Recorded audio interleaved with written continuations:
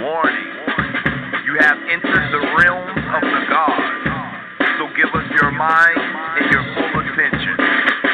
So you say you deal with esoteric information? I never heard of such. Well, you're in for a treat. Blog talk, this is the blog talk. I lean El-Bey, dropping jewels every day. Blog talk, this is the blog talk. Metaphysical, we deal with the spiritual. Blog talk, this is the blog talk. I lean El-Bey, dropping jewels every day. Blog talk, this is the blog talk. Metaphysical, we deal with the spiritual. So you claim to be a god? Damn right I'm a god.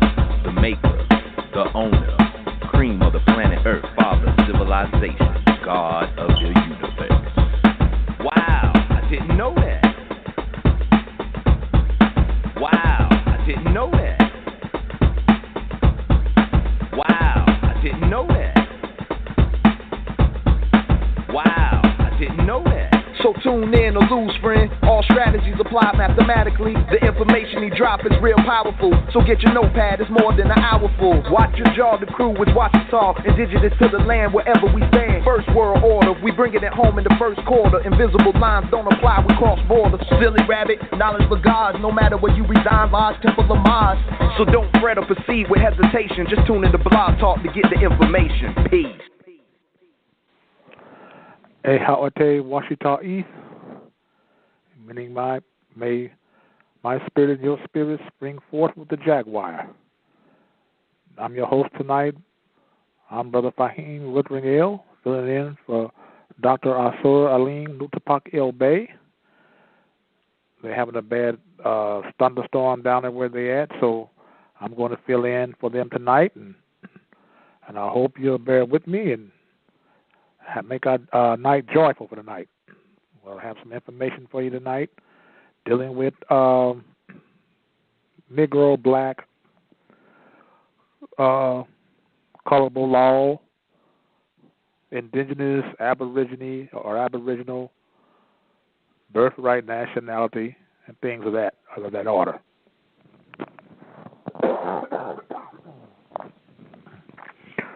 So, okay. Let's begin. The reason why I want to speak on that, because I hear a lot of so-called scholars on YouTube still stuck on this thing being black. Still stuck on being black.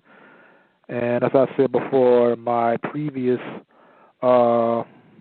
lectures on the previous Blog Talk shows, I've been hearing this mess since I was 15 years old, back in 1968. Here I am going on 64 years old. And to me, that's ancient. You know, there's nothing new about it. And since I learned long ago that black is an adjective, not and not an identity of anyone on the planet. So why do they keep holding on to that? It's beyond me. So I'm going to hit it again, dealing with why some of us call even Indians, and why some so-called Native Americans, the Algonquin people, were called Negroes. You know, even sometimes certain Japanese were called Negroes at one time during the 16th and 17th centuries. You know, why did they apply that caste system to them? You know, so I'm going to go into a lot of that.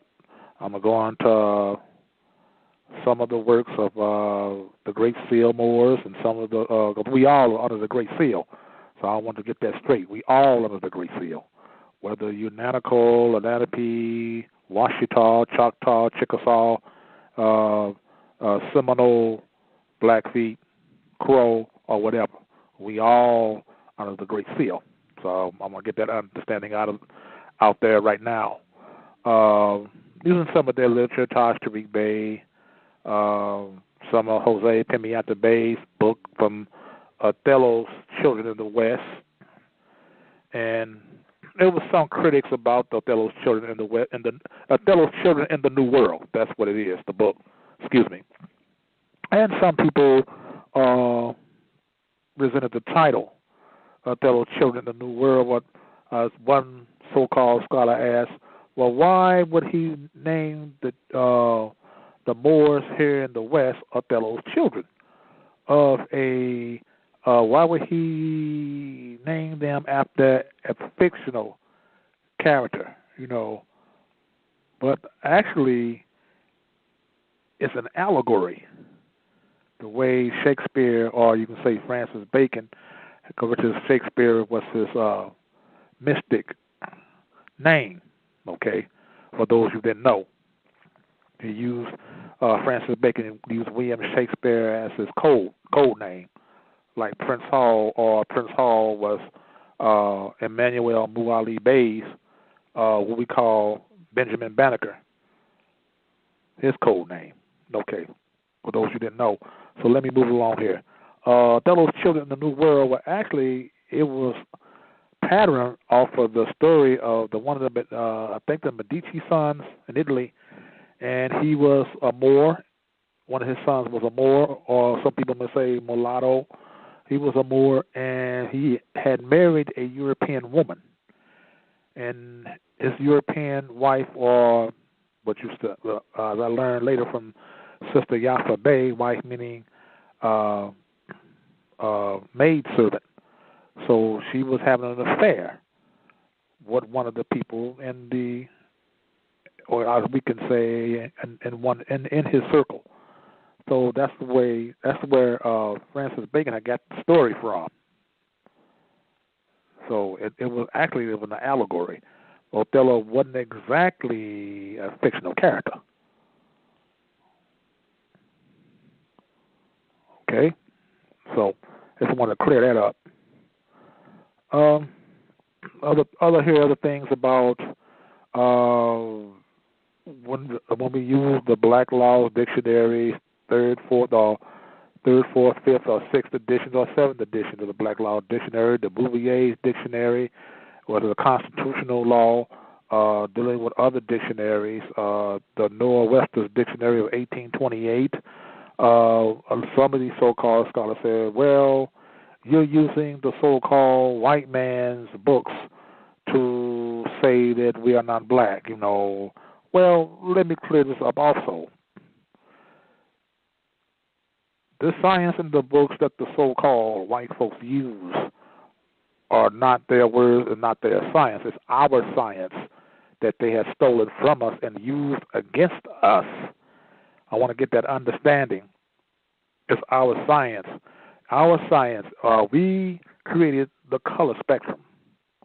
Black being void of light, destitute of light, being bad, evil, death, light being pure, good, and righteousness. We created that. That was our science. Our science. The science of the Aboriginal indigenous people around the planet. Like our science is the so-called the colors are the liberation colors. A lot of the so-called black nationalists want to apply their national flag to the liberation flag, but I tell you that those are liberation colors are the Aboriginal indigenous people's colors all over the world. So it cannot be a national flag of anyone. I want to get that understanding also out there. Okay? So I'm going to start reading from here. It's by Taj Tariq Bey, Grand Sheik. It's called The Rights of Indigenous People. It's called B of A General, a Permanent Character, Class A. Okay, let me get into this.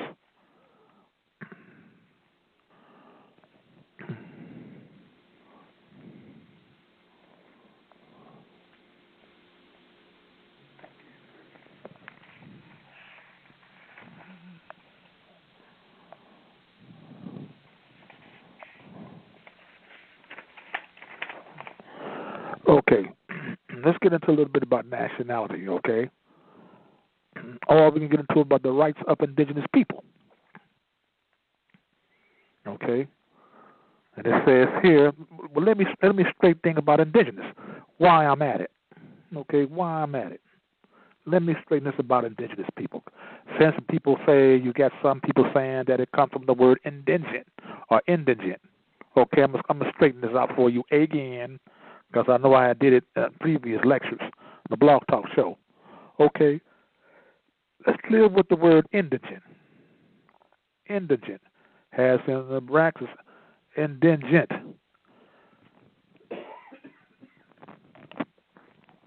Has here INDAJENT. Okay, it's here indigent. INDIGENT.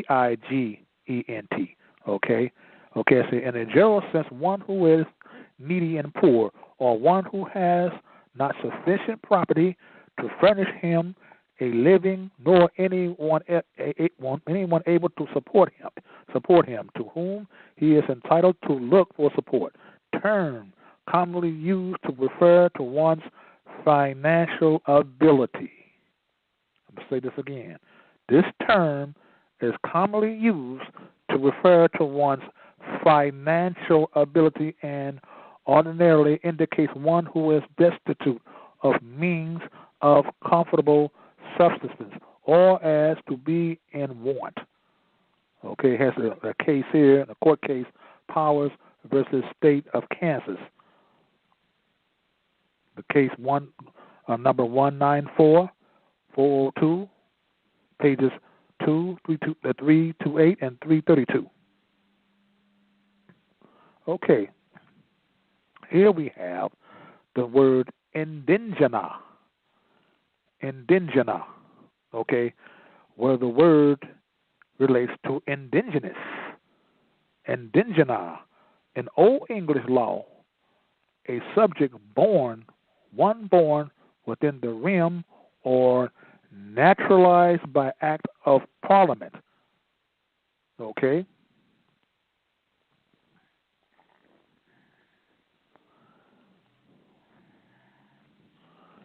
Okay, now let's get to the word indigenous.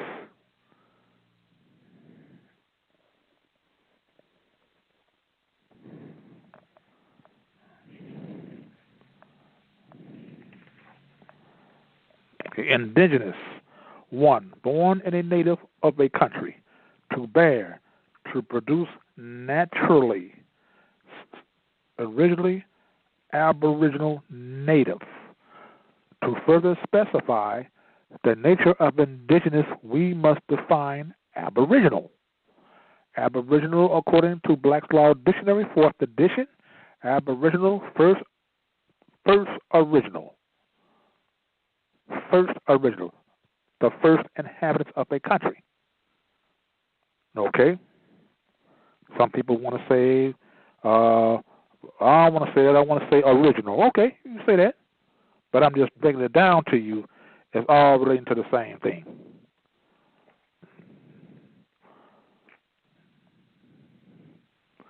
Okay, the rights of indigenous people. An important and socially functional reason that the unconscious Moors of North America are being nationalized and politically taken out of the Negro black status is not for them to publicly declare and claim their rightful heir status and to assist in bringing them back into the constitutional form of government. Moors cannot obtain justice, equality, and political stability under the Negro and black brand tags, which are a fraud.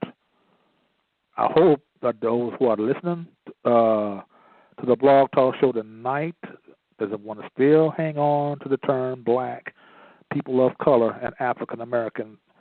Listen to exactly what I'm talking about here, what I'm reading to you tonight, okay?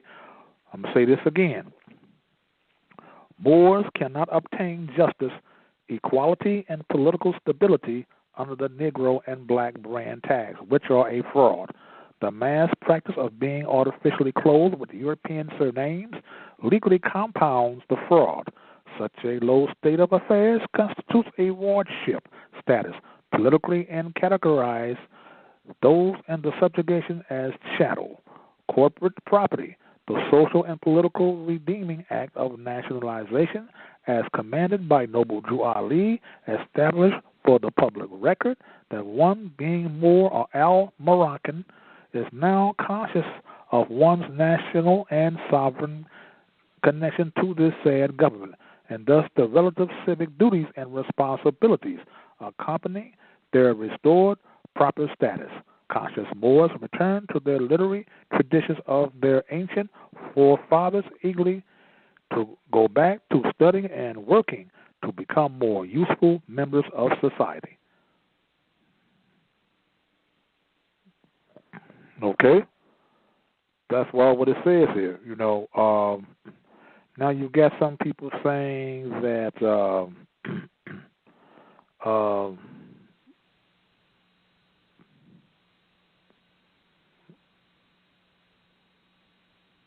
we got people saying that these are all so-called white laws, and they're not. To give you an example of the Constitution of the United States of America, okay, because it is of America, America of the Constitution of America, it is Moorish law. It is the law of the Moors. The Iroquois Confederation, along with other tribal national empires, has had this structure of law long before, centuries upon centuries upon centuries before any so-called white man set foot on these shores. Even the so-called Indian or Native American, if you want to know the truth about it. Even before them. We already had a structured government here. Law, government, jurisprudence. We already had all that here. We gave them, we shared that with the Europeans to stop all these wars between us that we had between ourselves for centuries. One of the treaties we have, the Treaty of Peace and Friendship. Look in the Article 6 of the Constitution of the United States of America. You will find the Treaty of Peace and Friendship. Like I said, that is Moorish law, not European law. And what a lot of you debaters always want to debate all the time against the Moorish nationalists, you Moors that debate against the Moorish nationalists about the Constitution, about the Black Law Dictionary, about the Bouvier's Dictionary, about Noah Webster's 1828 American language of the English. The English of American language. Always talking about that's their law, or their words, that's their science. No, it is not. You need to stop giving them so much credit. You're giving them too much credit. Hell with them. They ain't all that. Come on. Stop giving them all that credit like that. What's the matter with y'all? And it's amazing what I find that black power to the people, blackness, I'm proud to be black, the power of the black man, the power of the black woman. They've been saying this since the 1960s. Here it is, 2016. What amazes me, these people haven't even grown up to another level of learning and understanding who we really are. Still. Now you must be very, very, very stuck on stupid and parked on dumb. Not just being stupid, but stuck on being stupid. All right, let me finish this out here. With the enforcement of these ancient civilization principles, one is therefore and thereby made worthy of those benefits which a just society has to offer, and in full life status cannot be recognized outside of the honor of one mothers and fathers, meaning in full life, meaning in full physical and civil existence. That's what I'm saying, in full life, okay?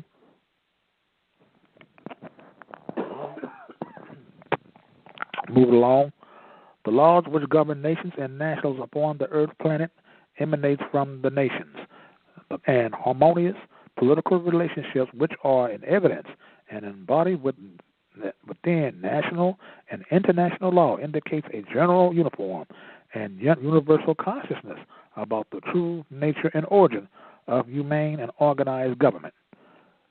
Thusly, written constitutions are constructed in the nature of the anatomical constitutional makeup of the natural being, universal and knowledgeable, agreed understandings about high civilization, culture, are fundamental to maintaining longevity in civilizations, societies, and fosters peace on earth. About nationality. Okay. What about nationality? Nationality is that qualify of being confirmed and participating part of a nation. Those who are not part of a nation have little or no considerations forwarded them when nations, Congress, and Council and confer to consider the economic and political affairs of the nations. Okay, let's start right here. Like I heard one brother in one of these debates on YouTube, they said that you don't need a nationality. You don't need a nationality. Yeah. He said something that's stupid. You don't need a nationality. Some of them can't tell you what their nationality is. They really can't tell you. But they want to argue us about being black and not being no more, and so on. You know, that's why I would never participate in any of those debates, because it's a waste of my energy and my time. While I could be somewhere building up a nation, and not wasting my time dealing with these clowns.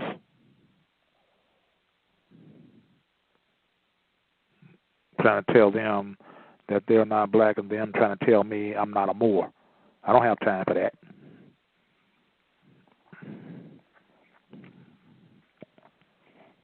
And that shows me, like I said before, that they are stuck on stupid. So why waste my time? Okay, let me move along here. If one is outside of the order of nations, then one is hard pressed to expect the laws of the families of nations to secure one's rights, or for the citizens of the nations to come to one's aid or to one's service.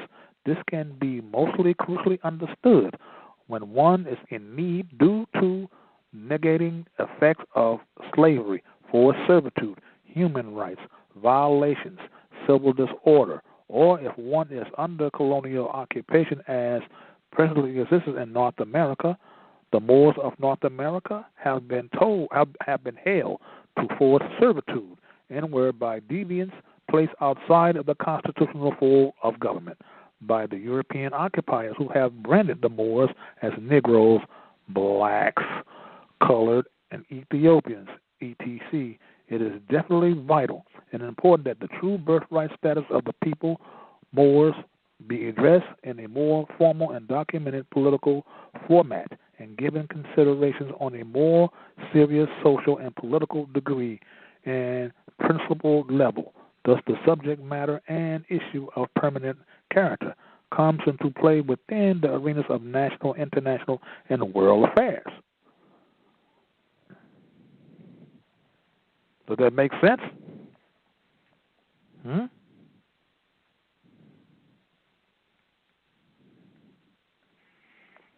Okay. I'm going to find, okay, it says Negro, black, and colored. Colored, black. Let's look in the color of law in the Black Law Dictionary, 6th edition. Okay. To prove to you what we are talking about is law.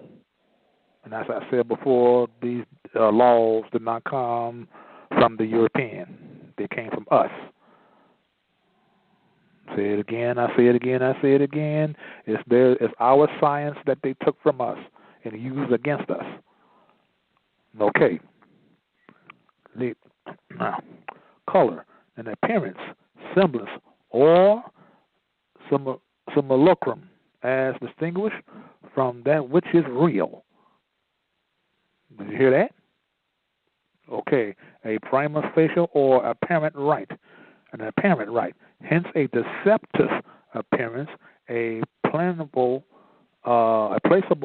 assumed exterior concealing a lack of reality, a disguise or pretext.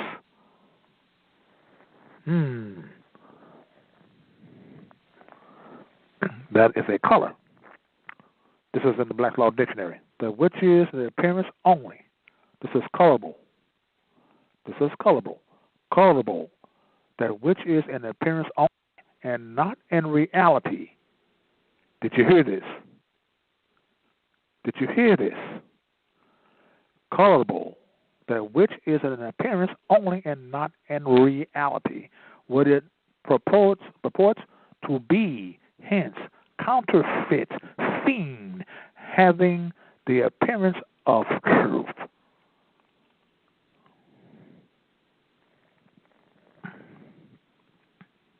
Hope a lot of you got this. And those who you want to keep on holding to the term black and people of color. Okay, let me go on here.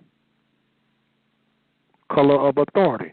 The semblance, that semblance or presumption of authority sustaining the acts of a public officer, which is derived from his apparent title to the office, to his apparent title to the office, or from a writ or other process in his hands, apparently valid and regular. Color of law. The appearance or semblance without the substance of legal right. This is color of law. I already read you color, and I already read you colorable. Now I'm reading you color of law. Okay? This is what it says in the color of law. The appearance or semblance with the substance of legal right, misuse of power, possessed by virtue of state law, and made possible only because wrongdoer is clothed with authority of state. Is action taken under color of state law. I don't need to go any further.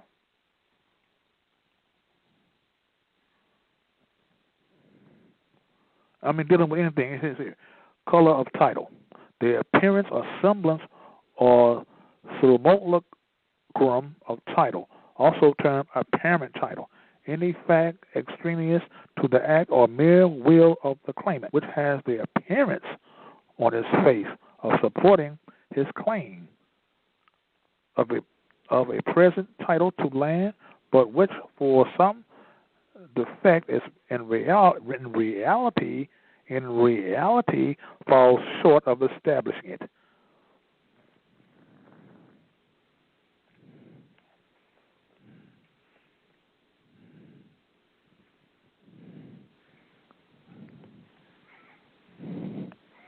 I mean, this is what's going on, y'all. What's so hard to understand about that?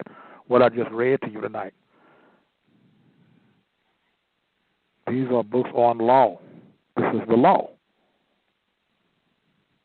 So when you go onto a courtroom and call them saying that you're black, they can't really see you. Because the also followable law also falls on the artificial person. You don't get any rights. Black lives matter. Well, no, they don't matter. Because there's no such life as black life. It doesn't exist. If you had a artificial plant, would you water it? If someone tell you, "Oh, I forgot to water my artificial plant," you're gonna look at them like you got to drink some strange kind of juice or something.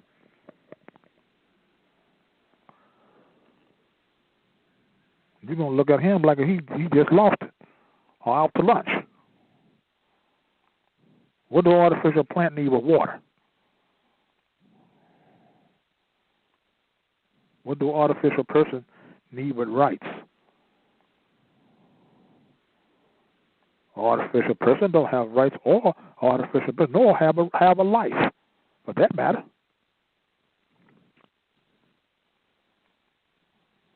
There's no such thing as a black life.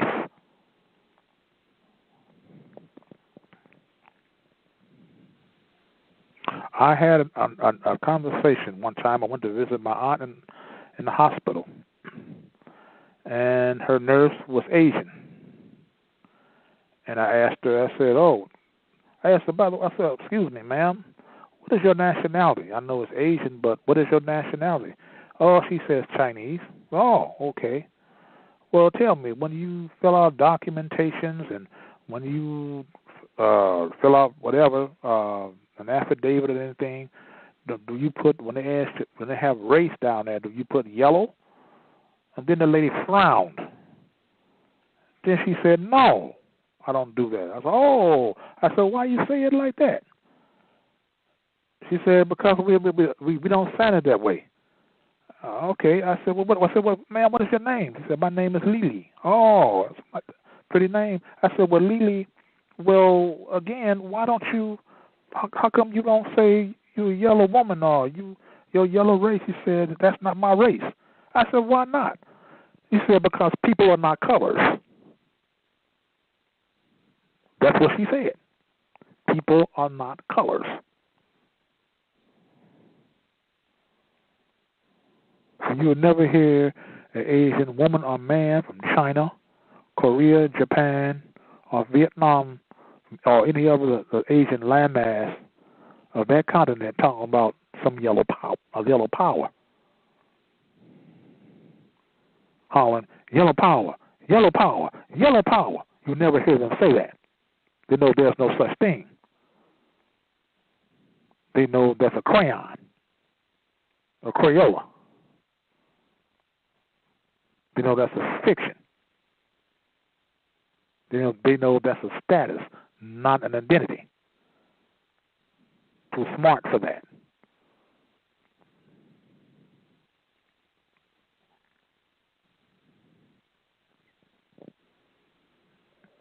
See, we can even go, let's see, talking about nationality and birthright issues, we can go to this.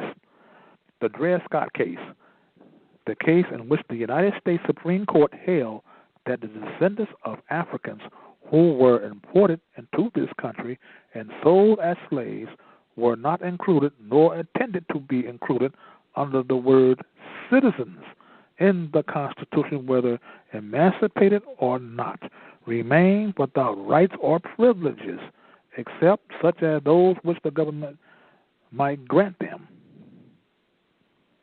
How many of us know that we are not U.S. citizens? Not only we are not black, people of color, African Americans, how many of us know that we are not U.S. citizens? And that decision has never been repealed. That decision has never been overturned. Never.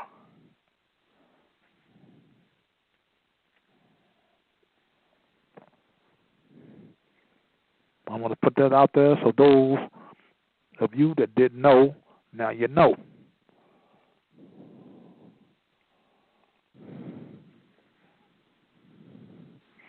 Let's look at the Bouvier's dictionary. This is a law dictionary adapted to the Constitution and laws of the United States of America and of the several states of the American Union, with references to the civil and other systems of foreign law. Read this again.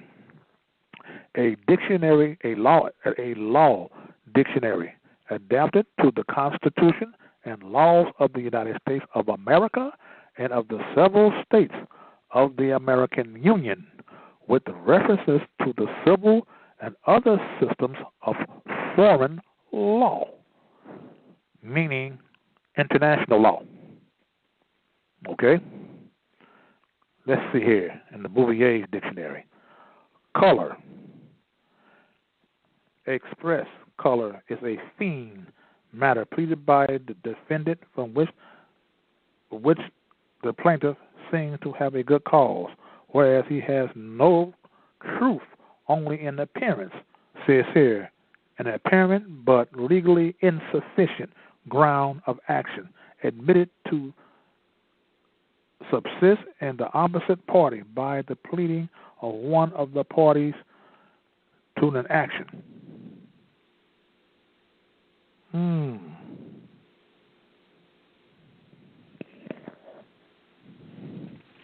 This is the constitutional law.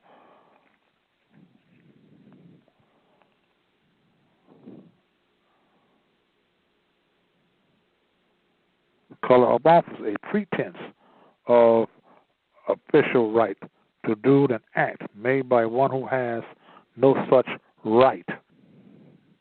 Okay? I done read you two different dictionaries, one in the Bouvier and one from the Black Law Dictionary, 6th edition. Sorry. Two different dictionaries of law. And as I say again, those laws were our laws that we had shared and given them, the European. 16 European sons and 35 Moors, or 36 Moors, I don't remember exactly. Our ancient foremothers and forefathers created that Constitution, which is the law of the land, not Europeans.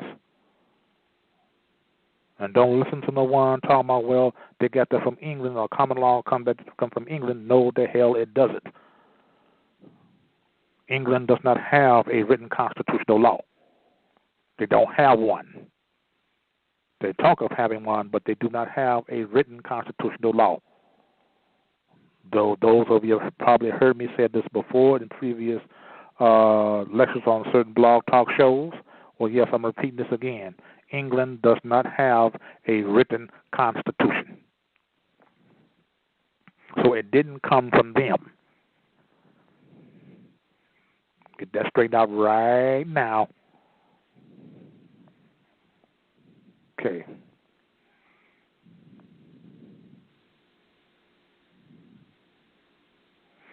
Okay, a civil letter mortuus versus in full life. The social, political status and caste position of civil letter mortuus means dead in the eyes of the law. This is the past, present, and existing social and political status as assigned to all persons held under the brands and tags of Negro, Black, and Colored, etc. The 180 degrees opposite social and political status counter to civil letter mortuus in the superior and clear natural social, political, and legal status of in full life. In full life was and is the uncorrupted, normal, and honorable status as held by the ancient forefathers of these same Moors, who have been calling themselves what they are not, Negroes, Black, and Colors. And you can say African Americans, people of color, which is the normal terms they use today. Black, African American, and people of color. These are the normal terms that we use today to identify ourselves. Okay? And full life is defined in H.C.'s Black Laws Dictionary and in ancient and modern jurisprudence as continuing in both physical and civil existence. That is, neither actually dead nor civil letter mortuus. Upon this social, political reality, and with the moral and spiritual considerations, Noble Drew Ali, or in the parentheses it says Sheikh Sharif Abdul Ali, which is free national name, declared to the Moors, "Be yourselves." And so we are here today to remind you that of that change which must be fulfilled, and it is in your own best interest. And believe me, it is.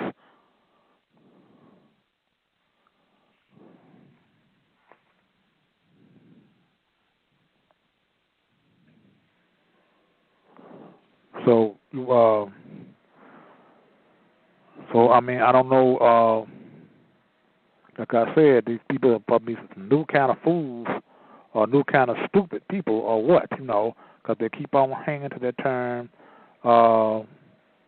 Black, people of color. African American, as I say about African American, those are two continents. This is why when I hate when our people refer to themselves as African Americans. Those are two continents. Africa has 54 countries, 54 nations. Each one of those nations have 100 different languages, or they say tribal languages. I like to say national languages, but some people still say tribal, so I know. Just bear with me on that. In the Americas, there are 4 continents, 4 parts of the continents of the American continent: North America, Central America, South America, and the 4th, the adjoining islands. In South America alone, you have Spanish, you have Portuguese, you have South American Portuguese. Some of the languages of certain tribal nations of the South American continent. Here in North American continent, you have the Algonquin language of the Washita, the Choctaw Washita, Chickasaw, Pawnee, Shoshone, Arapaho, Lenape, Nanaco, Seminole, Blackfeet, Crow, Cheyenne, Akitiwa, which is known as Cherokee today, Kiowa,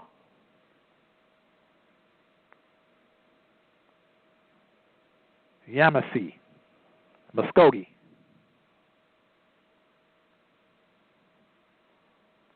These are their national languages.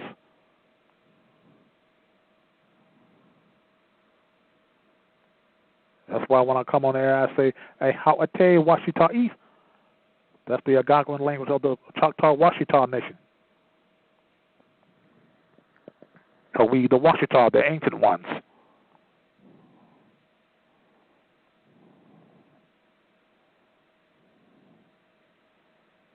Like some Moors will say, well, they don't want to consider themselves being any part of a nation, or what they say a tribe. You know, I say, why not? You go to Africa, to the African continent, you ask them. They don't identify themselves by saying Kenyan or Gambian or I'm Sudanese or I'm Guinea. No, they come by. They identify themselves with their tribal nation first.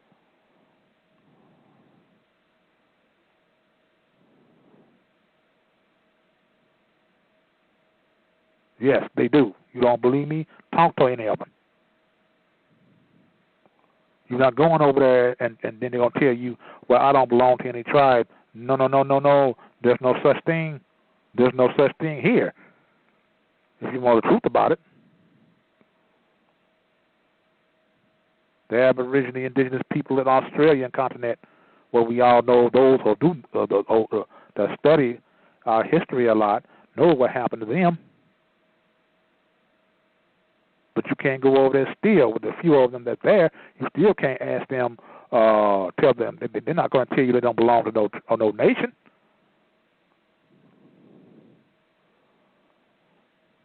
I don't know how many of you saw the movie Crocodile Dundee. I don't know. You know the movie Crocodile Dundee. If you have the part 2 of Crocodile Dundee, when he first came to America, and this brother was a chauffeur, and he asked the brother, "Hey, how you doing, mate? Hey, what tribe you belong to?" Crocodile Dundee didn't mean any harm, because this is what he used to and living being a European in Australia.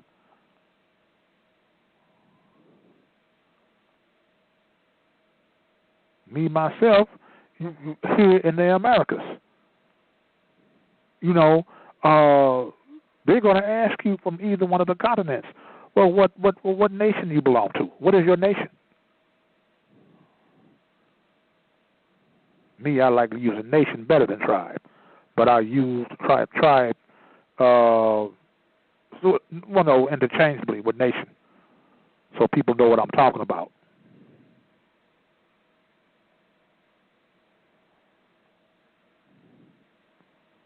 Okay, you say you're a Moor. Okay, you're a Moor. Okay, you're a national Moor. You've been nationalized. Okay, nationalized and birthright principles. You have all that intact. Okay, Okay, you're here in America. Someone come over here and ask you from overseas. Okay, what part of America, of the land, of the people that you're connected to? I would say, oh, I am connected to the Washita. Among my Washingtonians, as Dr. Aline would say. I am a Washita Moor. It doesn't bother me a bit if a brother say he's Nanaco or Lenape or Akitiwa or Seminole, Blackfeet Crow, or what have you. You know, because we all are Moors when we get through talking. All of us are Moors. Now, see, I'm not only talking to those who are not conscious or semi-conscious or to a certain degree of consciousness, or those that are not nationalized. I'm talking to those who are nationalized as well.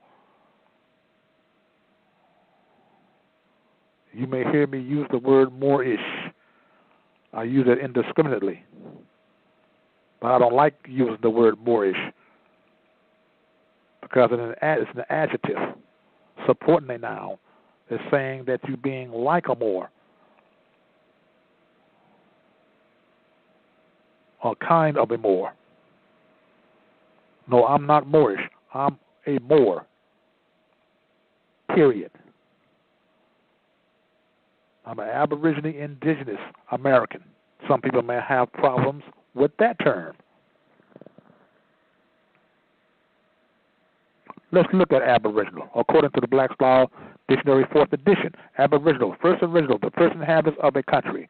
The above term, as listed, gives a complete and specified or a specific classification of a people who are Aboriginal and indigenous to the land. The misconception that we will lose out on some social and economic benefits, or that we may be inconvenienced or have a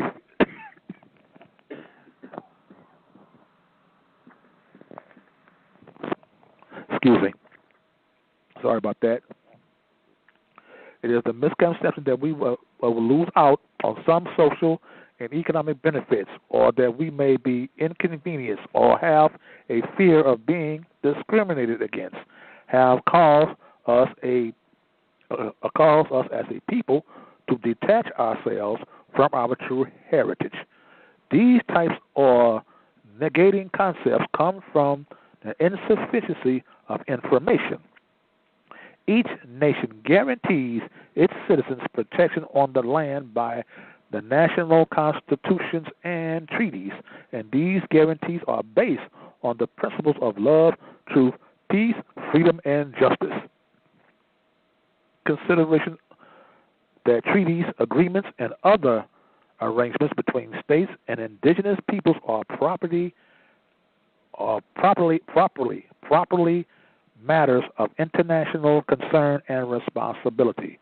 Everyone who, being Aboriginal indigenous people, have the right of autonomy, being independent and living by one's own laws, as well as having and possessing the right of enforcing that law.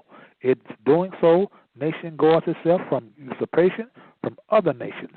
Sincere representatives from several nations convene to assist in the concerns of international conflicts and form an organization known as the United States during the period of World War II in 1944, to be exact. The United Nations consists of a Security Council, a General Assembly, and of subordinate agencies. The United Nations are lawfully chartered by sovereign ambassadors, which serves as an international treaty for all nations. Every nation, including federal, state, and local authorities, are bound by oath to support. Once you understand yourself, your status, and understand the position that governments hold and their limited delegated powers, then the lion and the lamb can lie down together in yonder hills, and neither will be harmed. the Declaration of Human Rights, which was adopted and proclaimed by the General Assembly of the United Nations, Resolutions 217A, in parentheses 111 of December 10th, 1948. I hope all of you got that. Says here, there's going to be just a few articles. One of the key articles in the Declaration of Human Rights is Article 15. Everyone has the right to a nationality.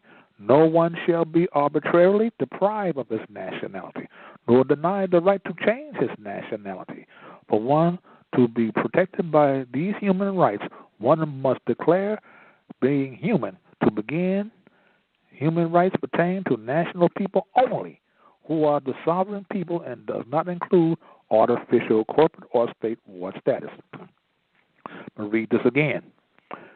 Human rights pertain to natural people only, who are the sovereign people, and does not include artificial corporate or statewide status. Okay?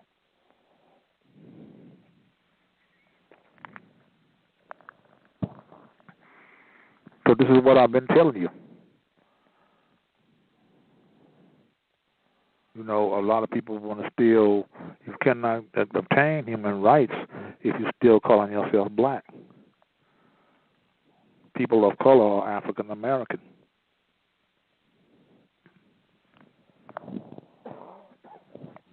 There's no country called black.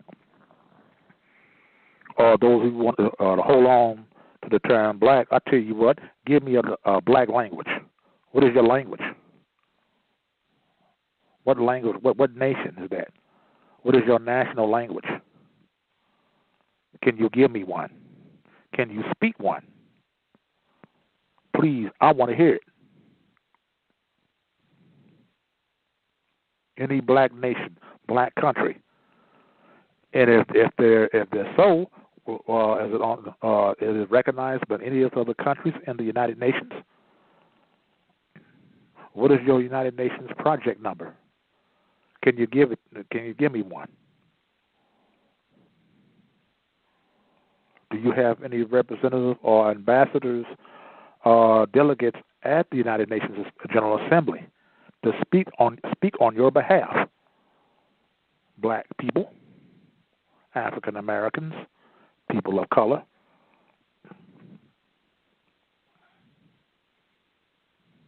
Can you name me a country called Africa America?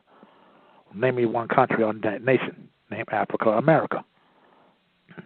And if so, do you have an African American language? What language do you speak?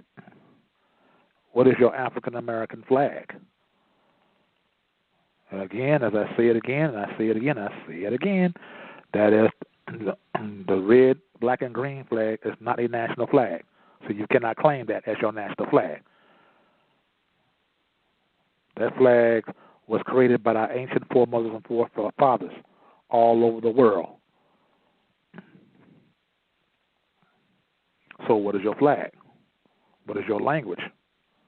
Do you have any African American ambassadors at the UN or the United Nations General Assembly or Council? Do you have them?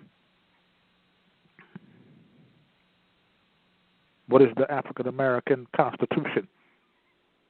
Name me a black constitution. Name me a people of color constitution. Do you have a people of color language? Do you have a people of color nation? If so, where's your flag? Where's your people of color of constitution? Do you have any treaties? Do your black nation, people of color nation have any treaties? If so, what are they?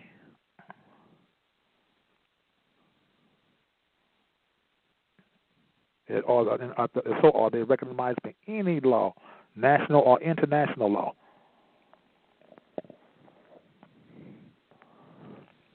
Can you answer me that?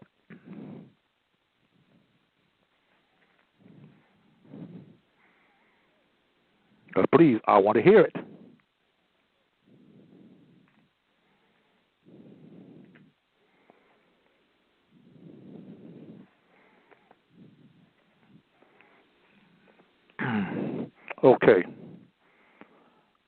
I wish I had a keyboard where I can key people in, but I can't. So I like to keep on explaining it to everybody. Because I sure would like to have their feedback on what they have to say about these statements I just made. I'm sure they have some, and some of them may not be too good, and I expect that. Okay, I'm gonna read some here from the Othello's Children in the New World by Jose Pimienta Bay. It says here, the evidence of various disciplines established the viability of pre- and post-Columbian African contacts with the Americas. The work of researchers like von Wuthenau, Van Sertima, and Weiner point to the considerable antiquity of such contacts. The artifactual. Sorry, I'm gonna correct this. The artifactual evidence of von Wuthenau's is especially powerful, and the photos from his text should be seen. Even the writings of early American scholars show that many European Americans once commonly thought there were ancient links between the Holy Lands of Near Asia and the Americas. Scholars commonly argue that the so-called African Negro and the American Indian shared a strong common lineage via such people as the Canaanites and Hamites. Such information was part of the folklore and academic discourses of American society. Now, this is what I'm reading from Jose Pimienta's book. Now, okay, so bear with me. Such information was part of the folklore and academic discourse of American society. Consequently, any assertions of the MST or Moore Science Temple concerning pre-Columbian settlements of Africoid peoples from the Asian lands of Canaan and Moab and the African continent proved to have been highly progressive contentions for an early 20th century African American organization. We have even learned that the term Indian was not reserved for continental American natives, but was actually applied to Africans as late as 1822. Okay, I'm going to read this again to you. We have learned that the term Indian was not reserved for continental American natives, but was actually applied to Africans as late as 1822. As I say again, that we were here before the so-called Indians or the Algonquins. We were here, I don't know how many millions of years, because the earliest, what they call so-called Africoid fossil was here and so far as 600 million years ago. So that would predate, I don't know how many millions or thousands of years before the Algonquin or the so-called Indian traveled across the Bering Straits toward the North American continent, through Canada and through here in North America, and so on down toward Mexico. Okay? Evidence cited by Wangara, Winters, Van Sertima, and others also illustrated the profound presence and impact of West African Muslim settlers in the Americas. Significantly, such Muslims came from within the boundaries of the old Moorish Empire. Check that out. Even I can better appreciate what a Moroccan-born friend, Fatima Alawi, told me back in the autumn of 1993. Fatima had stayed with a Cherokee friend on a Cherokee reservation in South Carolina. Like I told you before, which is Akitiwa, but Cherokee more like a political term that they use for them nowadays. Okay, let me go on. She said that after having spoken with a Cherokee elder, he concluded their conversations with, say it again. She said after having spoken with a Cherokee elder, he concluded their conversation with Assalamu alaikum. She said that the elder insisted that it was Cherokee and not in an Arabic phrase he picked up. Ain't that interesting? Ain't that very interesting? Okay, one question that might arise from such evidence of cultural, linguistic, and similarities between Africa and America is who initiated what? Okay, now, to that question, like I said before, a lot of us are, let's say, the Aboriginal indigenous, the very first inhabitants, the natural people that are natural to the land, okay? That's why I refer to myself as Moor, Aboriginal Indigenous American, which is a Moor, Moroccan. You may hear me refer to myself as Moroccan, Asiatic, a Moabite, Al-Moroccan. All these terms applies to us as a people.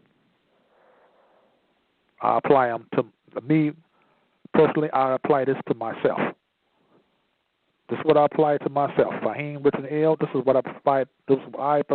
That's what he calls himself: an Aboriginal Indigenous American, Moor, Asiatic, Moabite,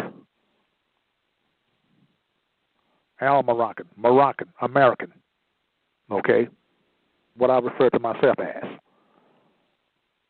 Now, I may have other Moors, and even in the Divine National Movement may disagree with me with that, but, well, you know, all I can say about that, what the hell, you know. But this is what I refer to myself as.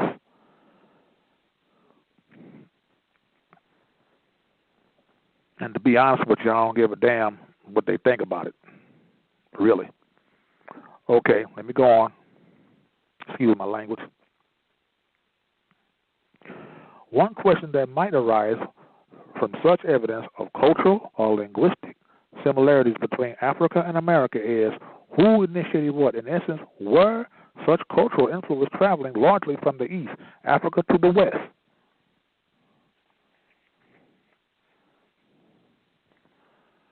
Americas or vice versa?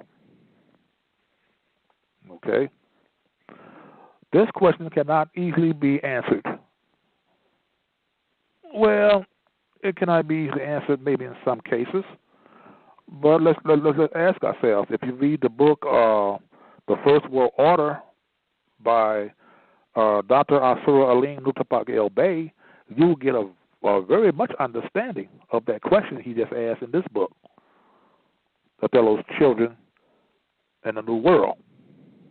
I'm sure you'll get a better answer in the First World Order book by Dr. Alim El-Bey.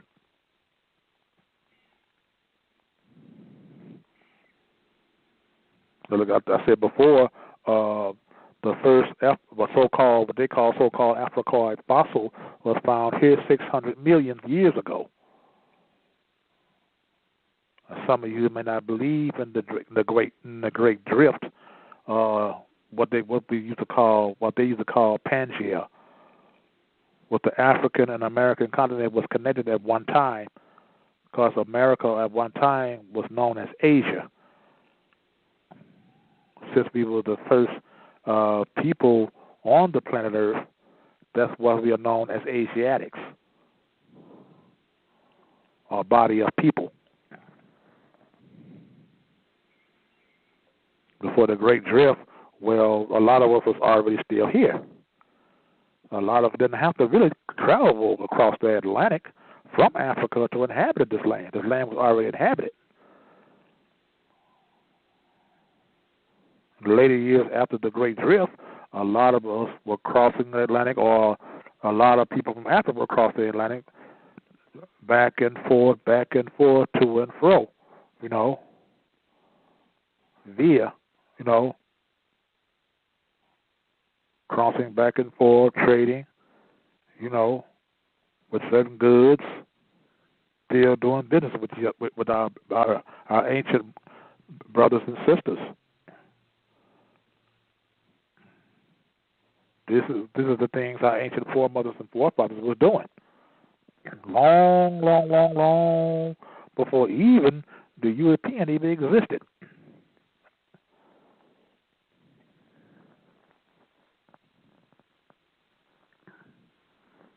Okay, let me move along here.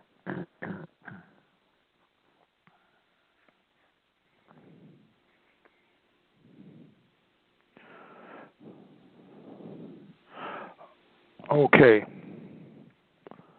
Oh, let me get this together here. Bear with me here.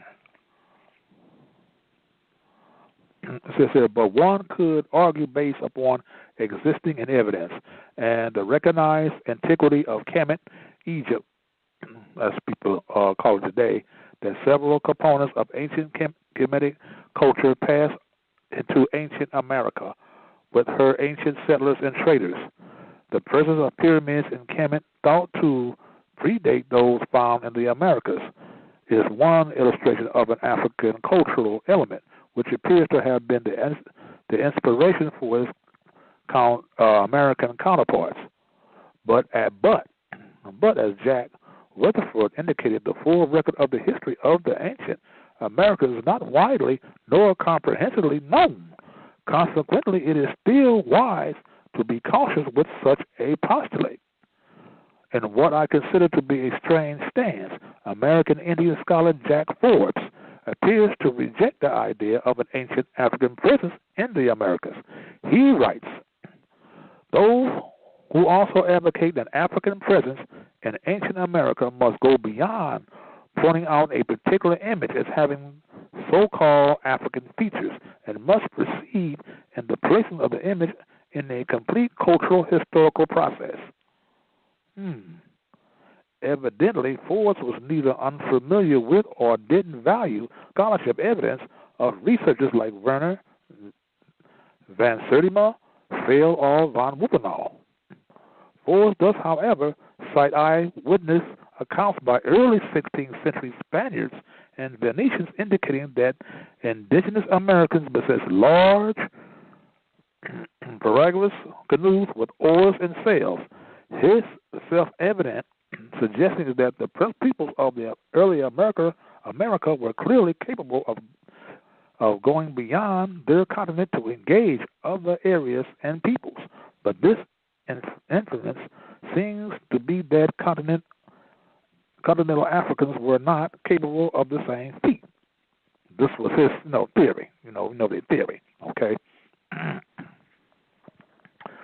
Forbes also disagrees with the often stated contention that Africans arrived in the New World essentially replaced Native Americans on the mainland and in the Caribbean. He states American survivors and African survivors have merged together to create their basic modern populations of much of the greater Caribbean and adjacent mainland regions. See, the thing is, this was Brother Jose Pimienta Bay says, okay, although I agree with Forbes on this issue of ethnic merger, I would maintain that a considerable body of scholarly evidence still indicates that the merging was occurring millennia before Columbus and era of the chattel slavery. Still, Forbes' work helps to further illustrate the phenotype and even cultural synonymity which exists between so-called blacks or African Americans, Indians. It says here, Forbes says, America's Indians, Eastern Neo-American. People are part African, American, European, and sometimes Asian, with the African ancestry being very clearly evident. Western Neo-American people are part American, European, African, and sometimes Asian, with the American ancestry being clearly evident, although not always dominant.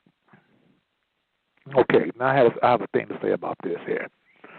As I say before here, we were here millions of years before even the European was even that even exists. There wasn't no European on the planet Earth at that time. So a lot about that shit, I have to dispute that. And I believe I'll win, too. The so-called white people did not exist at that time. You were here long ago, the so-called Indian merged with us. That's what happened. Because we were the only ones that was here.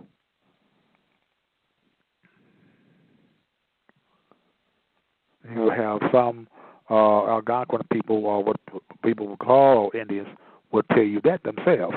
Some that is honest enough that will come forward, themselves. They had nothing to do with building these mounds or pyramids. I ask you this: have you ever seen a concrete or a headstone, a carved headstone of any so-called Indian or Native American in anywhere part of the Americas, North, Central, South, or any of the adjoining islands? The only ones I saw of archaeological evidence of is ours, or what they say Negroid. The Olmecs are one. Great big giant carved headstones. Have you seen any one of the so-called Indians? One. Just name me one. I should say not. I don't know what that tells you all, but I know what that tells me. Clearly. And it's overwhelmingly evidence. Get the book by The First Americans Were Africans. I forgot the brother's first name, but his last name is Imhotep. Get that book. Read the book The First World Order by Dr. Asura Alim Nutapak El-Bey. Get the book The African Discovery of America by Leo Weiner. Get the book The History of the Olmecs.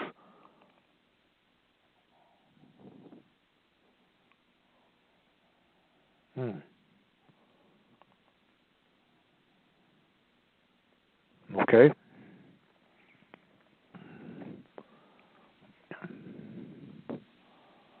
Okay, move around here.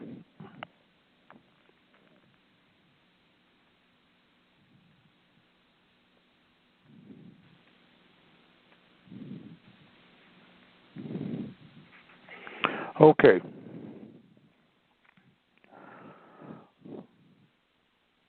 It says here, European Christian nations were clearly and the most advanced in the development. I'm reading this again. European Christian nations were clearly the most advanced in the development and production of weapons and navies during the 18th century. During the 18th century they were. Okay. Not surprisingly, then, that they were papal prohibitions upon Catholics regarding the sale of weapons to Muslim countries. Well, let me stop right here. Well, it says here the Europe Christian nations were clearly the most advanced in the development and production of weapons and navies. That's true. But it doesn't say where they got the science from. Under the development of these new weapons and navies.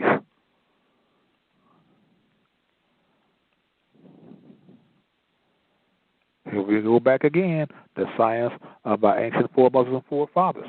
We taught them. Carried the science on after we fell. As Taj Tariq Bey said, we took on their religions and they took on our science. They rose and we fell. And that's a true statement. Okay, so let me go on. Not surprisingly, then, there were papal prohibitions upon Catholics regarding their sale of weapons to Muslim countries. But Britain says Iraq had fewer scruples. Iraq says that this was due to a greater mercantile spirit in Britain among the Anglican clerics. Anglican meaning Church of England, for those who didn't know. Okay? Capital A-N-G-L-I-C-A-N. Capital A-N-G-L-I-C-L-N. Anglican. That meaning the Church of England. They had formed of that after Henry VIII had broken ties with the Roman Catholic Church because they wouldn't give Henry VIII a papal divorce. But that's another story. So, I'm going to get on back to this here, okay? The Moroccan ambassadors, Al-Arabi al-Masir and Fadish in 1764, Tahami al-Madawar and Muhammad al-Sa'idi in 1767.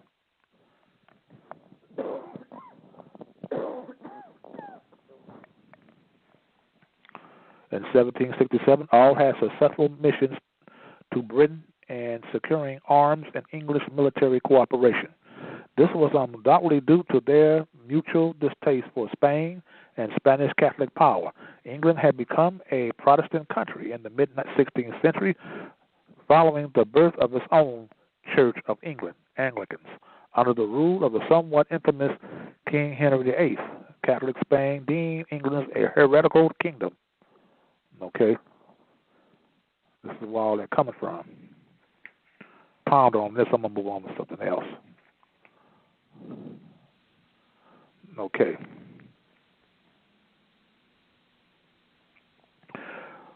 Okay, it says here, the importance of a recognized nationality or nationhood was also quite evident to 19th century so-called African American leaders such as Martin Delany. Delany wrote, "The claims of no people, according to established policy and usage, are respected by any nation until they are presented in a national capacity." Those who have heard Martin Delany, he was back during the 19th century figure, or more. He had fought alongside the Union States of American military forces against the South. Okay? Those of you that know what I'm talking about, know who I'm talking about, okay? I want to read this again, okay? It says here, the importance of a recognized nationality or nationhood, one also quite evident to 19th century African American leaders, such as Martin Delany. Delany wrote, "The claims of no people, according to established policy and usage, are respected by any nation until they are presented in a national capacity." That's true. Only thing I disagree with it when he referred to Martin Delany as an African American leader, but I'm going to let that pass. I'm not going to go into that right now. Okay. It says here, special treatment and considerations for specified Africans and Indians. And citing the research of historian James Ballage, Paula Giddings points out that during the first years of the African presence in North America, blacks had a higher status than any other servants because the circumstances of their seizure put them under the protection of international law. But he used the term black, but I know you can get past that black and African American thing, you'll be all right. Okay, the first Africans worked as servants of the colonial administrators. Africans worked out their indentures and subsequently purchased large parcels of land and the service of their own servants. Okay? Now I want to point out something here. I'll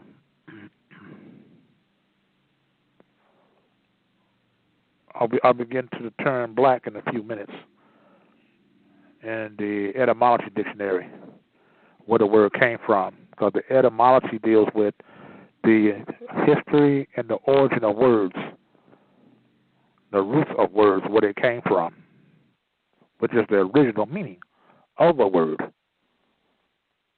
Okay? English history reveals that so-called white was customarily used by royalistic, the aristocratic caste class to symbolize themselves. The esoteric Knight Templar of Europe's medieval era was spoken of as a living and pure and white life, White was understood to designate purity as well as God and given authority, which is a caste system. It's a status, not identifying a group of people. Because you get a lot of these so-called black nationalists always saying black power, black power, black power, always giving them, the European, this status all the time. Even Sarcetti said it in the Harlem, one of those disputes they had on YouTube, that said about the Black Law Dictionary, the white, that's the white man's thing right there. Still giving the European this God status. Still giving it to him. Still telling his people that Europeans are gods, ruler of the land. And the term doesn't have anything to do with them, because the term was originally ours. It referred to us Asiatic people, Moors. But I'm gonna get to that later on in the show. But right now I'm gonna read this off to you. I'm gonna read this over again, because I want to make this clear to a lot of people, okay, in case they didn't understand what I was saying. English history reveals that white was customarily used by royalists, the aristocratic caste class system, to symbolize themselves. Not, and what he's saying is not to say European people as white people. They weren't talking about that. They are talking about a classification, a status, okay? Okay, the esoteric Knights Templars of Europe, medieval era, were spoken of as living a pure and white life. White was understood to designate purity as well as God-given authority. During England's War of the Roses, the ruling warriors took as their symbol the white rather than the red rose. That's what they chose, the white rose. It had nothing to do with a people's skin complexion or color. The War of the Roses they were worn on each other. So it couldn't have meant them being so-called white people. They know that was a caste. They know that was a status. That put them in the highest status. God, ruler of the land. They put them in that status. That's what they choose, the white rose over the red. Okay, let me go on here, so we get a clear understanding here. During England, as I said, the ruling royalists took this as rather than the red. Okay, I said it already.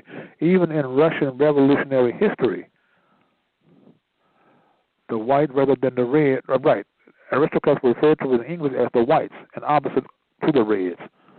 Because at one time during what they called the Bolshevik Revolution in 1917, when the communists took over Russia at that time, when it became the Soviet Union, it had white Russia against red Russia, because red represents the communism, or represents the Bolsheviks. Bolshevik meaning majority. Against the Mensheviks, which represents the white Russians. Mensheviks meaning minority.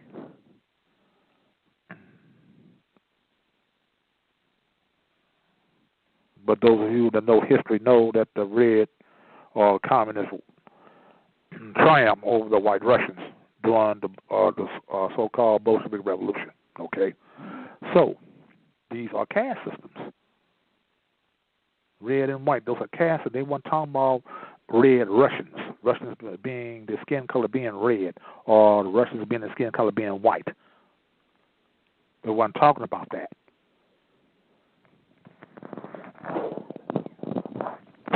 And I'm saying this so you can get a clear understanding of this color BS. Why you shouldn't call yourself black. It has nothing to do with That's the so-called white man's words or science that you take it. No, that's not. That's our science. They got from us. Here it is. In 1682, another Virginia law was enacted to fix a loophole not filled by the 1670 law. And the author Forbes points out that many Negroes, Moors, mulattoes, and others, although born in non-Christian countries, were avoiding servant class social status by professing Christianity. In 1682, Virginia law was designed to address these Christianized Negroes, mulattoes, or Indians, as well as the Jews, Moors, Mohammedans, and other infidels. So that same 1682 law recognized the rights of Turks and Moors in amity with the British Crown. Such Moors and Turks were exempt from the servant class legal status. Say that again.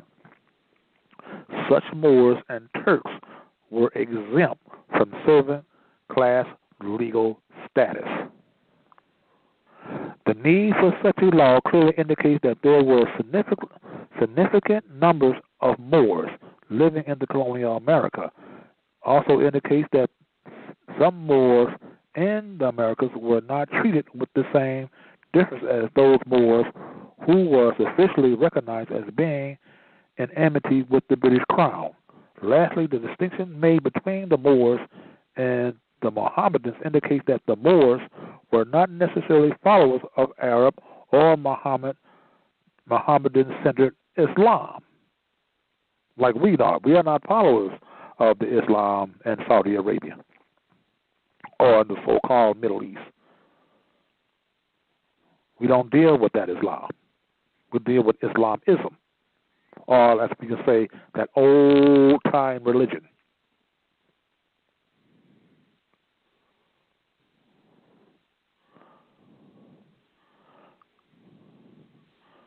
Says in the Virginia law of 1748, Act 9 was see English authorities taking steps to make designated European Christians ineligible for servant status in the colonies. And this 1748 Act implied that up until that time, anyone, including Englishmen, could carry servant status within the American colonies. But now, this 1748 Act specifically declared in Virginia, no Negro, mulatto, Indian, although a Christian, or any Jew, Moor, Mohammedan, shall purchase any Christian white servant. That's when they were coming with the color caste system.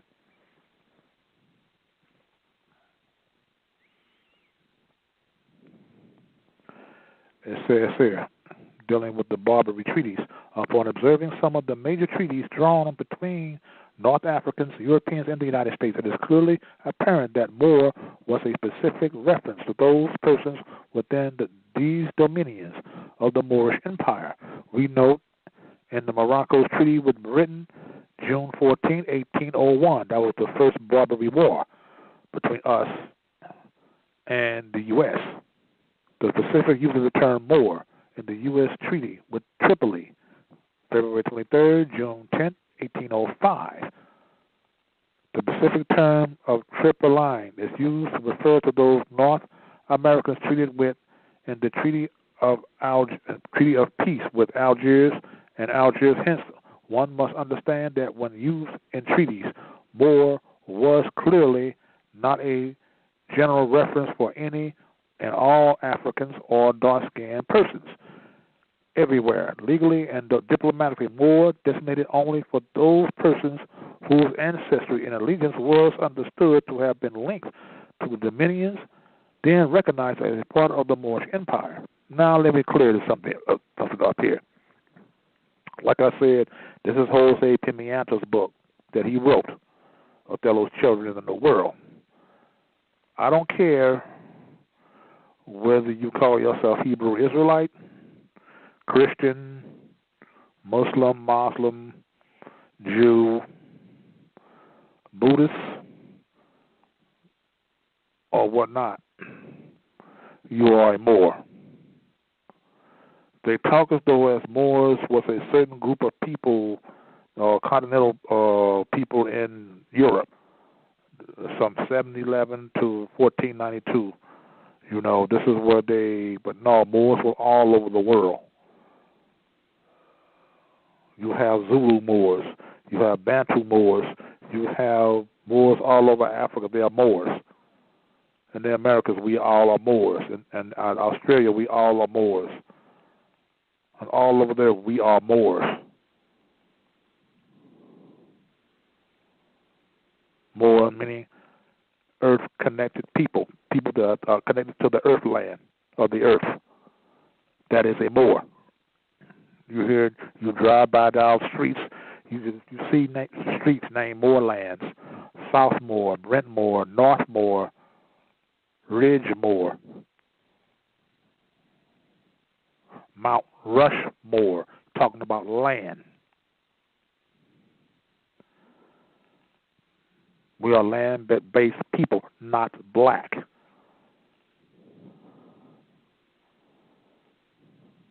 You have some of these so-called scholars saying that Moor means black. No, it does not. It never did. Moor was created by the Europeans. No, it was not. Moor is an old word, old term. It's ancient. Started from the word mu. Then Moor, M-U-R. Then Moor, M-U-U-R. Amurican, A-M-U-R-U-K-A-N, Amurican. Moor. Amurican. Moroccan. Al-Moroccan. That's where our names come from the great land in the Pacific called Lemuria. But they are trying to confuse you by saying Lemuria. But Dr. Alim has straightened me out on that word, on that term, or that word, that name. It's Lemuria. Elmur.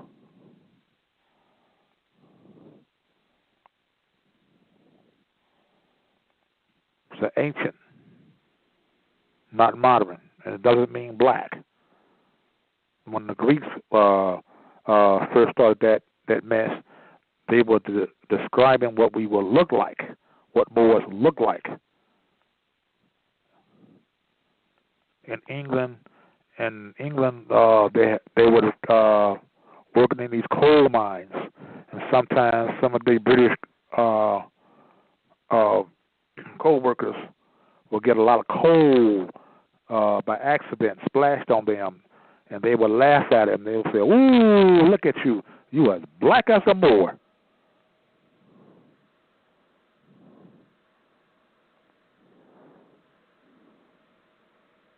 So they know who we are. Go to Mexico. What do they ask them? What do they call us? They say Marino. They are talking about men. They talking about us as men. They talking about our women. They say Morena. That's for a Moor woman.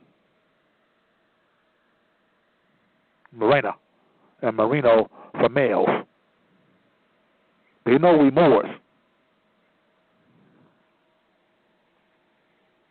Well, hell, everybody else know we Moors except us. You go to Germany, you see a lot of statues, drawings, picture drawings of us. See a concrete statue of one of us on a certain bridge in Nuremberg, Germany. He had woolly hair. On the scripture said Mohrenkopf. In German, that means moorhead, or head of a Moor. There are different coffee shops, certain restaurants, certain businesses in Germany. It says Mohren. And it's a very dark-haired figure of a Moor on outside of those buildings. You don't believe me? Go to YouTube and check out the Canaan Land Moors. Check it out. And it says the Moors in Germany. Check it out on YouTube. And he has his young brother has his proof. Like they say, the proof is in the pudding. Hey, because in Germany they hold us in high esteem. They don't hide it.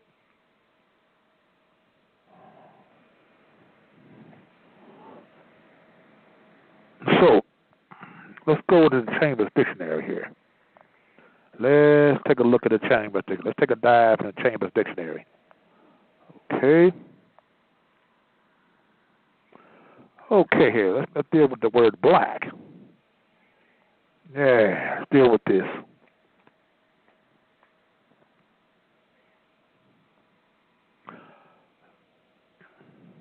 Says here, black. Adjective. Okay, this is the Chambers etymology. This is the Chambers Dictionary of Etymology.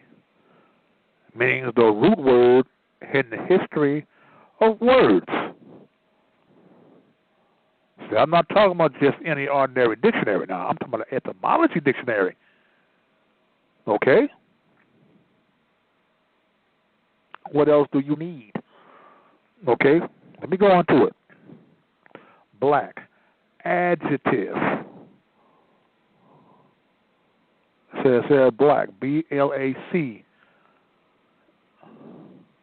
And Old English. Black. Blek. Blej. And the Old English, a consonant with Old High German. Blah. B-L-A-H. Black. B-L-A-C-H. Old Icelandic. Blacker. B-L-A-K-K-R. Done and is sometimes confused with Old English. Black, shining, white. You hear what I said? This was its original meaning in Old English. Okay, say it again. Shining, white, dense, Old Icelandic. Black, pale, whitish. Because it originally meant whale or pale. Because the status originally belongs to us as Moors.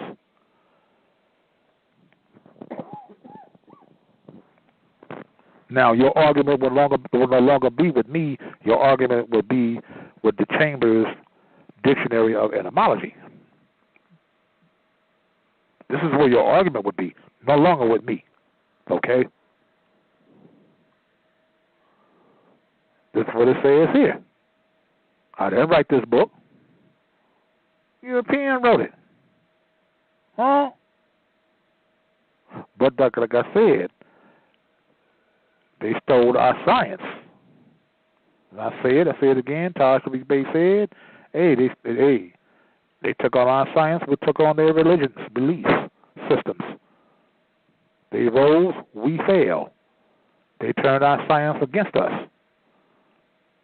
They switched statuses with us by calling themselves white. God, ruler of the land. But actually the status belongs to us. It has nothing to do with a person's skin complexion. It's a status, a caste system. It's a classification, not an identity. You don't have to believe what I said. Get the book or go online. Look for Chambers Dictionary of Etymology.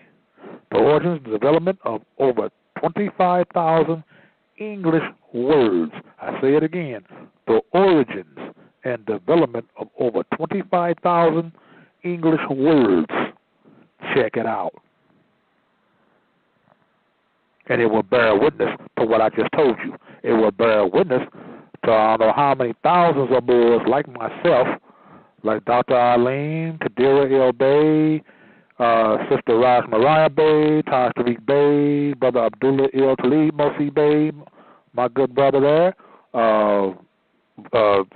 you name him. Brother Sabir Bey, Brother Grand Sheik, Divine Nature El-Bey. Well, a lot of our brothers, Brother Sharif the El-Bey from Temple 11 in Philadelphia, Pennsylvania.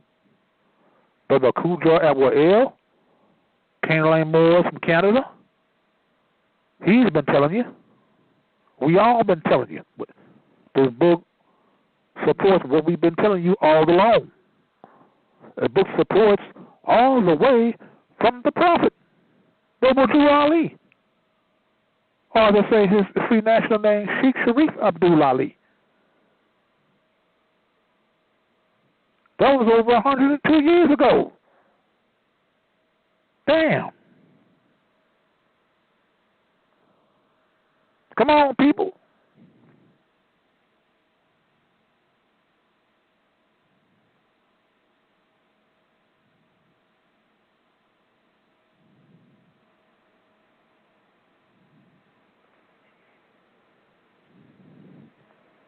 I just proved my point.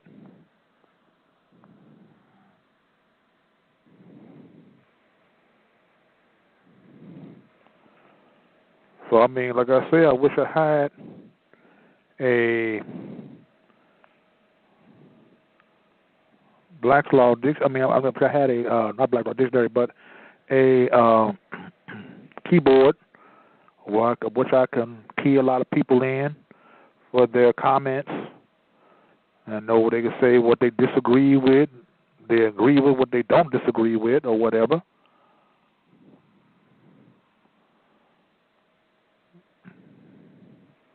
You know?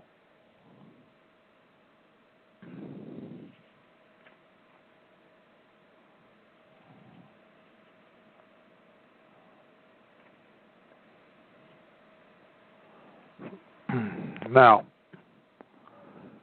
we can go into this called the Civil War and the U.S. Color of Law.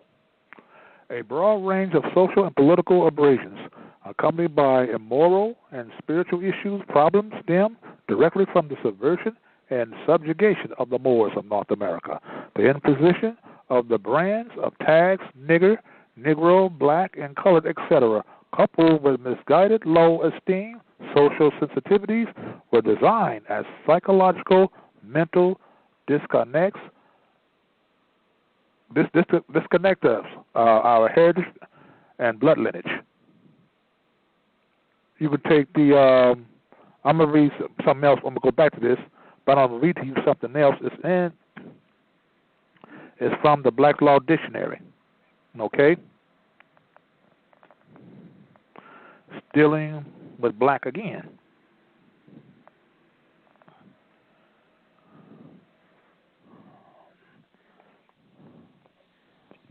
Okay. I'm going to go back to them. I'm going to deal with this here. It says here, Black Code. Black Code. This is the 4th edition of the Black Law Dictionary. 4th edition. A name given collectively to the body of laws, statutes, and rules in force in various southern states prior to 1865, which regulated the institution of slavery, and particularly those forbidding their reception at public inns and on public conveniences. And it falls under civil rights. This is the Black Code of 1724, which is still in effect today.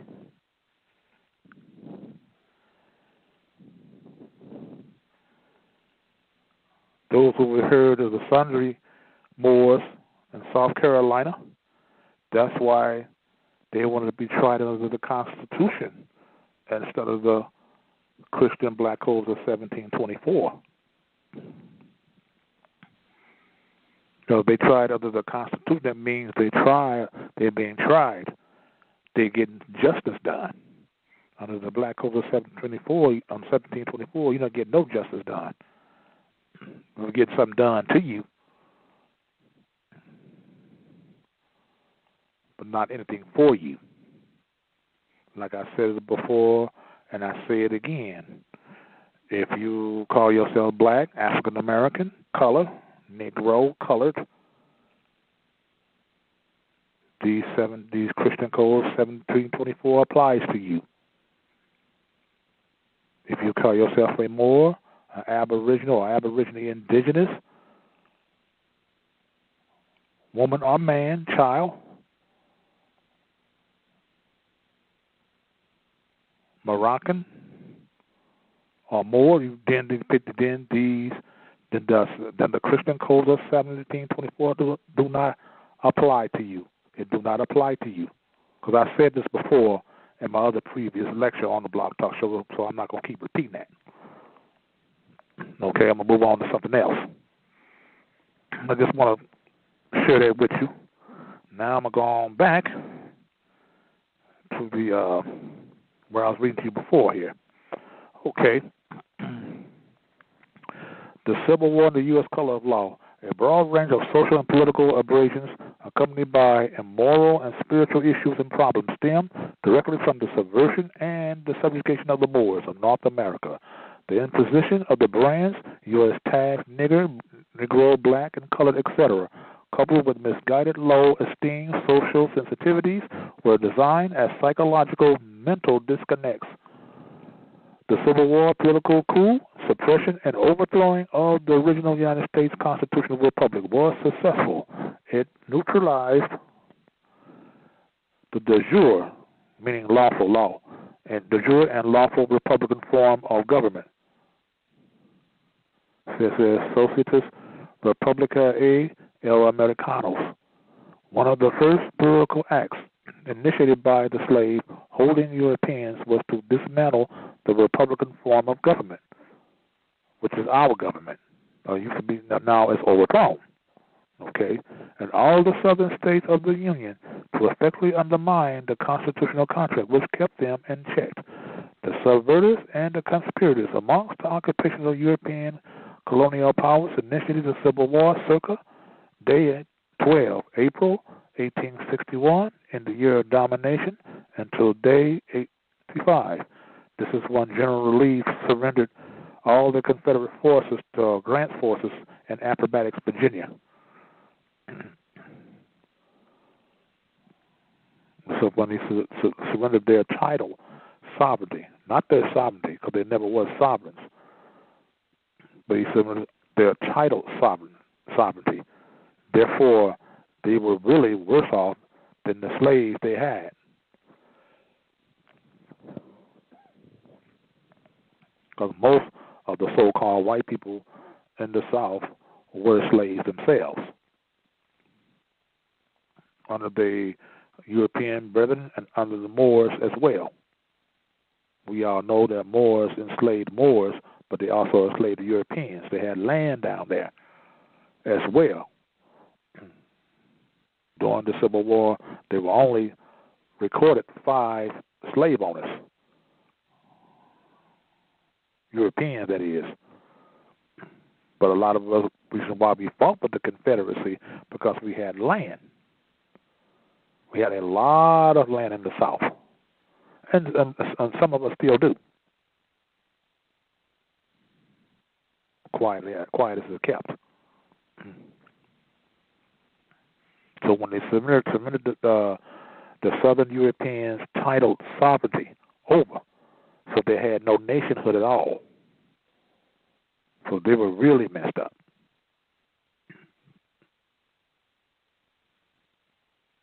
But anyway, I'm probably had it on another lecture, but I'm going to go on with this for right now. Okay. One of the first political acts initiated by the slave-holding Europeans were to dismantle the Republican form of government and all of the southern states of the Union to effectively undermine the Constitution contract, which kept them in check. The subverters and conspirators amongst the occupational European colonial powers initiated the Civil War circuit. I already read this already. I'm sorry. See, the true function of the Civil War was to artificially create the political circumstances and atmosphere which availed the Whig Party, better known as the subversive members of the White Supremacy Party, to overthrow the legitimate constitutional republic, whose ancient jurisprudence principles descended down from the Moorish law of the Great Peace. So much emphasis has been historically put upon addressing the high levels of blood and carnage due to the Civil War, and that little is told about the hidden motives and the attendant effects of undermining the Republican form of government. Few students of history are aware of the fact that through the peace, amity, and commerce agreements authorized to and by the aboriginal sovereign Moors, the United States Republic and its Constitution was established. Yeah, few people know about this.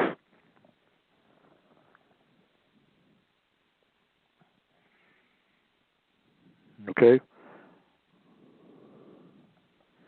Upon the foresaid successful defeat and subjugation of the rightful people, the overthrown Moors were forcibly and falsely branded as Negroes, niggers, blacks, colors, etc. The Moors' ancient and de jure law and their organic and principal Great Seal government was veiled over by the U.S. democracy impostors. Expressed in simple terms, one would say that the European impostors traded places with the legitimate government. That's what they did. Like they traded places with the white status and the black status. This is what happened, y'all. They took on our sciences and used it against us. So when people come and tell you, oh, those are the white man's laws, those are the white man's, y'all taking what the white man say? No. We're taking what our science says that the so-called white man has stolen and used it against us. That's what we are doing. It's true law. The Constitution is our creation, not theirs. They signed it. Signatures are on the Constitution because they signed it. Like the Treaty of Peace and Friendship, which is the oldest treaty in the world, signed every 50 years. But it's for the Europeans' benefit, mostly, than it is for ours. So I want you all to remember that. And the reason why they keep signing that 50-year peace and treaty and friendship, because they want to stay here. If not, they will have to leave. They have to pack up and go back to Europe, dumped over here. Let me move along. Okay. Expressed in simple terms, one would say that the European impostors traded places with the legitimate government. This abridgment of truth, fiction, of identity, theft of land, heritage, and language brought about an important and an opportune time for the socialization criminals to establish a fiend credibility for the culpable and forced introduction of such disassociation words. These fictions words are crucial social vehicles used to feed the European politically created nigger industry and were cleverly used to institutionalize bureaucratic slavery. Excuse me. Herein lies the sorcery, nurtured application of using the colored legislative instrument, being the unconstitutional and fiend as ratified adaptation of the 14th Amendment, which was never properly ratified. Okay? This colored and never properly ratified amendment created the corporate artificial person. The major component is evidence and proof of the artificiality of the 14th Amendment is the fact that there are not and never has been any natural persons such as Negroes, niggers, blacks, etc. attached to the human family. No such human beings exist. However, there are shadow brands of European-owned corporate property which are and is designated and marked by the Negro, nigger, black codes names. Okay? They're getting ready to cut me off, So I'm going to keep on going, okay? The greatest dedicated political, they're going to cut me off, so be prepared for it, all right? All right, I'm going to keep on going. The greatest dedicated political and social engineering code efforts which put forth to solidify the colorable political acts during the Civil War era, grand scale undertaking were initiated to establish color of law, laced with permanent colorable forms of inquisition, superiority laws, crusades, initiatives are often guised as martial law, juxtaposed with colorable courts and birthrights stealing. Christian black codes, these are the slave governance, codes established by the church in the year 1724 in the year of domination. Okay, I'm going to cut it off right here. And as I say to you, Mawasama Dakunda, peace, family. And I hope I have enlightened a lot of you tonight. And I see you, I'll talk to you again next week. Until then,